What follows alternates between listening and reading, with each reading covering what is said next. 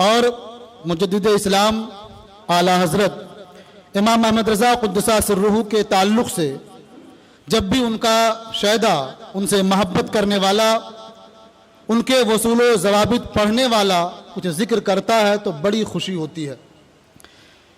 اسی لیے کسی نے کہا ہے، کیوں نہ ہو چرچا تمہارا باعث کیف و سرور، کیوں نہ ہو چرچا تمہارا باعث کیف و سرور، محسن ایمان و دین ہو صاحب خلق حسن، عظمت شان نبی کا تم نے وہ خطبہ دیا، جان و تن میں نور آیا بڑھ گئی دل کی لگن۔ حضرات، وقت چونکہ بہت تیزی سے آگے نکل رہا ہے اور ہم گراں مایا کلمات سماعت کر رہے تھے، ہمیں وقت کا احساس نہیں ہو رہا تھا، اس لیے میں پروگرام کی کارروائی کو تیزی سے آگے بڑھاتے ہوئے آپ حضرات کے سامنے ایک مقالہ پیش کرنے کے لیے دعوت سخن دے رہا ہوں۔ حضرت مولانا کمال احمد علیمی صاحب، استاذ دارالعلوم علیمیہ جمدہ شاہی بستی یو پی، ان کے مقالے کا عنوان ہے امام احمد رضا کا علم حدیث اور اصول حدیث میں کمال۔ آپ تشریف لائیں اور اختصار کے ساتھ اپنا مقالہ پیش فرمائیں۔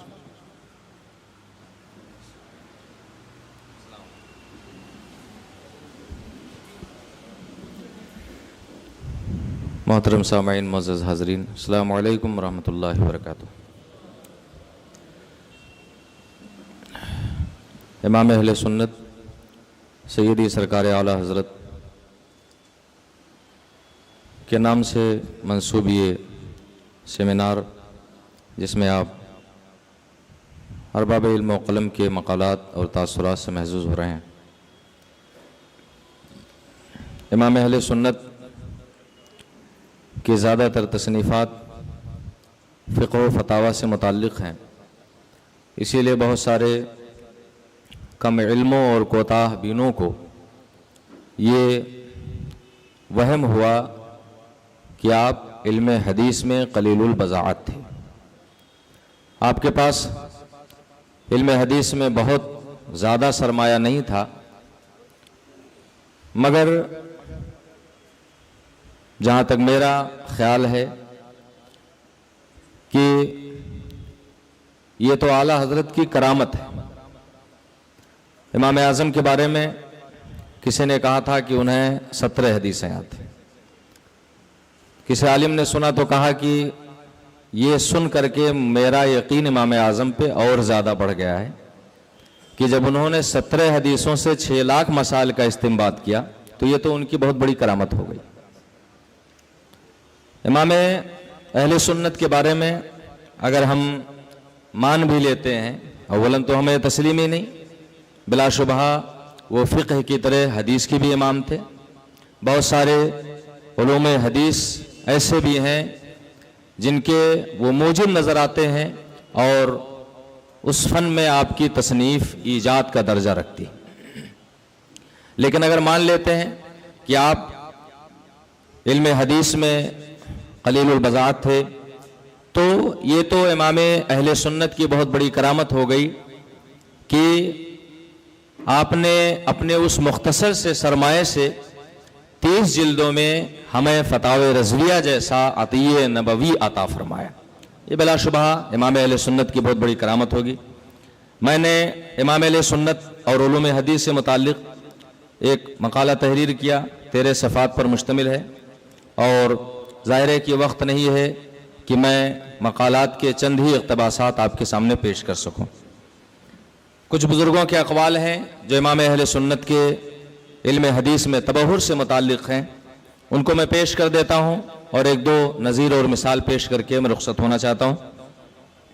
علم حدیث میں امام اہل سنت کی مہارت اور ان کی عبقریت کو بیان کرتے ہوئے معروف محقق دانشور ڈاکٹر مسعود احمد صاحب نے فرمایا کہ فن حدیث میں آپ کو وہ بصیرت حاصل ہے کہ یوں محسوس ہوتا ہے کہ ساری عمر اسی فن کی تحصیل میں گزاری ہے۔ ظاہر ہے کہ یہ بہت بڑی بات ہو گئی کہ آپ نے فقہ و فتاوی اور تقریباً 50 سے زائد علوم میں تصنیفات رقم فرمائی، اس کے باوجود علم حدیث میں آپ کی عبقریت دیکھ کر یوں اندازہ ہوتا ہے کہ آپ نے ساری زندگی اسی علم کی تحصیل میں گزاری ہے.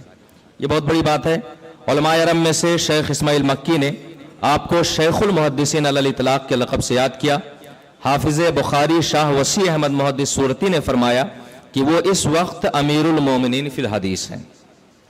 اور محدث اعظم ہند سید محمد کے چوچوئی فرماتے ہیں علم الحدیث کا اندازہ اس سے کیجئے کہ جتنی حدیثیں فقہ حنفی کی ماخذ ہیں ہر وقت پیش نظر، اور جن حدیثوں سے فقہ حنفی پر بظاہر زد پڑتی ہے ان کی روایت و درایت کی خامیاں ہر وقت ازبر.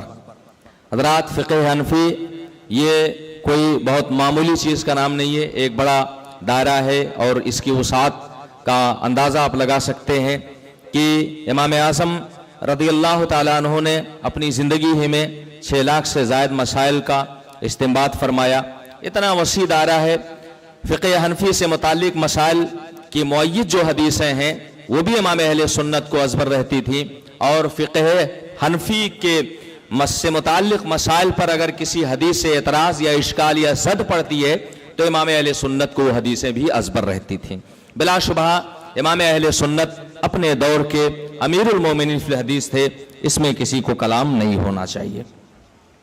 میں نے اپنے اس مقالے کو 8 ذیلی سرخیوں سے مزین کیا ہے، اور 8 زاویوں سے میں نے امام اہل سنت کے علم حدیث میں تبحر پر گفتگو کرنے کی کوشش کی ہے.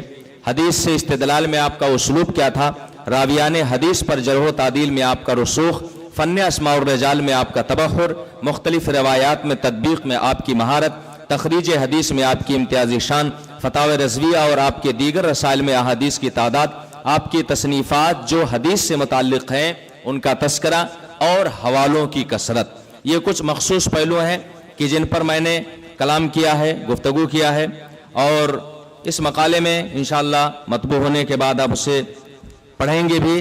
بر وقت میں ایک مثال پیش کر دوں امام اہل سنت کے فن حدیث میں عبقریت سے متعلق.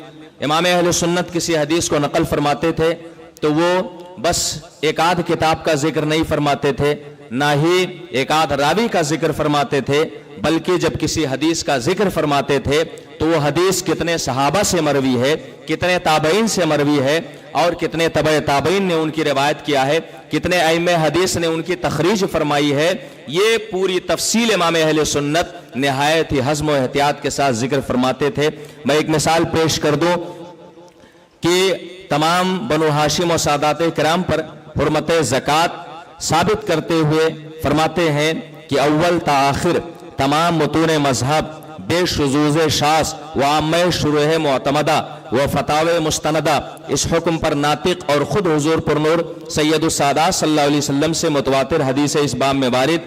اس وقت جہاں تک فقیر کی نظر ہے 22 صحابہ کرام اور 3 ازواج مطہرات رضی اللہ تعالیٰ عنہم نے اس مضمون کی حدیثیں حضور اقدس صلی اللہ علیہ وسلم سے روایت کی ہیں. اس کے بعد امام اہل سنت نے کس طرح سے علم کا دریا بہایا ہے ملاحظہ فرمائیں. حضرت سیدنا امام حسن مجتبی رضی اللہ عنہ روا عنہ احمد والبخاری و مسلم، حضرت سیدنا امام حسین رضی اللہ عنہ روا عنہ احمد وابن حبان برجال ثقات، حضرت سیدنا عبداللہ ابن عباس رضی اللہ عنہ روال امام الطحاوی والحاکم و ابو نعیم وابن سعد فی الطبقات و ابو عبیدہ القاسم بن سلام فی کتاب الاحوال وروا عنہ الطحاوی حدیثا آخر والطبرانی حدیثا ثالثا، حضرت عبد المطلب ابن ربیعہ ابن حارث ابن عبد المطلب رضی اللہ عنہ روا عنہ احمد و مسلم و نسائی، حضرت سلمان فارسی رضی اللہ عنہ روا عنہ ابن حبان و طحاوی والحاکم. اور اس طرح سے میں سمجھتا ہوں کہ تقریباً 25 صحابہ اور صحابیات کے حوالے سے امام اہل سنت نے اس حدیث کی تخریج فرمائی ہے اور اس حدیث کا آپ نے ذکر کیا ہے. بلا شبہ یہ تبھی ممکن ہوتا ہے جب کسی شخص کی نگاہ نہایت وسیع ہوتی ہے، مطالعہ نہایت عمیق ہوتا ہے، تمام کتب احادیث پر اس کی نظر ہوتی ہے، تبھی وہ نہایت ہی خود اعتمادی کے ساتھ یہ کہتا ہے کہ اتنے صحابہ اور صحابیات سے یہ حدیث مروی ہے. میں نے قدیم فتاوی رضویہ کے 12 جلدوں کا جائزہ لیا. بس سرسری طور سے بتا دوں کہ کس جلد میں کتنی حدیثیں میرے اپنے مطالعے کی روشنی میں مجھے ملی، اور اس تعلق سے حضرت مولانا حنیف خان رضوی दामा ज़िल्लुहुल आली की किताब जामिउल हदीस से भी मैंने इस्तिफादा किया। जिल्द अव्वल में 256 हदीसें हैं, जिल्द सानी में 471, जिल्द सालिस में 562। इस तरह से 12 जिल्दों में यह साबित होता है कि इमाम अहले सुन्नत की जिस किताब को भी उठा करके देखें उसमें अहादीस का बहरे ज़ख़्ख़ार मौजे मारता हुआ नजर आता है। आप रसाइल को देख लीजिए, एक रिसाला है बारिक़ुन नूर, उसमें इमाम अहले सुन्नत ने 138 हदीसों से इस्तिदलाल किया है। एक रिसाला अन्नहीउल हाजिस, उसमें इमाम अहले सुन्नत ने 57 अहादीस से इस्तिदलाल किया है। एक रिसाला हाजिजुल बहरैन, उसमें इमाम अहले सुन्नत ने 160 अहादीस से इस्तिदलाल किया है। एक रिसाला अल फ़िक़्ह तस्जीली, उसमें इमाम अहले सुन्नत ने 74 अहादीस से इस्तिदलाल किया है। जाहिर सी बात है ये मुख्तसर से रसाइल, और इसमें इमाम अहले सुन्नत ने 100 हदीसों को इस्तिदलाल में पेश किया है। ये इमाम अहले सुन्नत के इल्म हदीस में अबक़रियत की बहुत बड़ी दलील है। इंशाअल्लाह ताला जब मजमूए मक़ालात शाये होगा, आप इन सब चीज़ों को पढ़ेंगे तो इंशाअल्लाह ताला आपके इल्म में इजाफा होगा, आपकी दुआएं मिलेंगी। बिला शुबहा इमाम अहले सुन्नत शरीयत और तरीक़त के मजमूल बहरैन थे, यहाँ आकर मिली नहरें शरीयत और तरीक़त की हसीना मजमूल बहरैन। ऐसे रहनुमा तुम हो। व आखिर दावाना अनिल हम्दुलिल्लाहि रब्बिल आलमीन। अस्सलामु अलैकुम।